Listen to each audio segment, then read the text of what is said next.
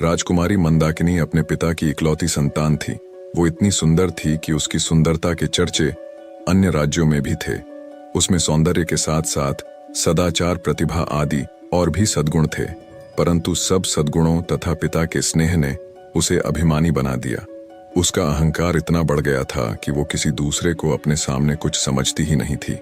अनेक राजकुमारों ने उससे विवाह करना चाहा, किंतु किसी को वह अपने योग्य माने तब तो चूर थी। वह किसी भी राजकुमार को देखने तक को भी प्रस्तुत नहीं होती थी।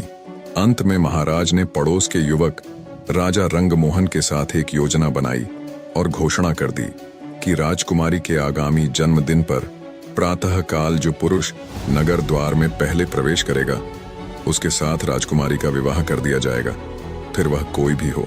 राजकुमारी का जन्मदिन का दिन आ गया। प्रातः काल नगर द्वार में सबसे पहले आने वाले पुरुष को राजसेवक पकड़ लाए। वह था फटे चिथड़े लपेटे एक भिक्षुक, परंतु वह जवान था, सुंदर था और पूरा अलमस्त था। उसके मुख पर एक अलग ही तेज नजर आ रहा था। महाराज ने राजपुरोहित को बुलवाया और बिना किसी धूमधाम के भिक्षुक के साथ राजकन्या का विवाह कर दिया। राजकुमारी चिल्लाई और रोते रोते उसने अपने सुंदर नेत्र लाल बना लिए, किंतु आज उसके पिता निष्ठुर बन गए थे। उन्होंने पुत्री के रोने चिल्लाने पर ध्यान ही नहीं दिया। भिक्षुक को केवल 5 स्वर्ण मुद्रा देकर उन्होंने कहा, तू अपनी पत्नी को लेकर मेरे राज्य से शीघ्र निकल जा, और याद रखना, यदि फिर तू या तेरी पत्नी मेरे राज्य में आए तो प्राण दंड दिया जाएगा।